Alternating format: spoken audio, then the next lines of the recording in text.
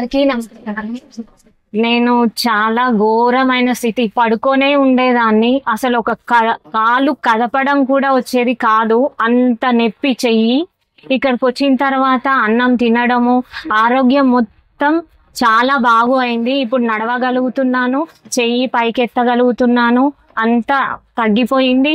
ఈ రోజు ఇంటికి కూడా వెళ్తున్నాం. Thank you sir, thank you so much. ఎంత ఖర్చు అయింది మీకు ఇక్కడ? ఇక్కడ ఖర్చయింది ఏమీ లేదు. ఇక్కడ ఉండడం రియల్ గా అంటే ఇంట్లో ఉన్నట్టే ఉంది. అసలు హాస్పిటల్లో ఉన్న అలాంటిది ఏమీ లేదు, అసలు ఇంట్లో ఉన్నట్టే ఉన్నా. Thank you sir, thank you.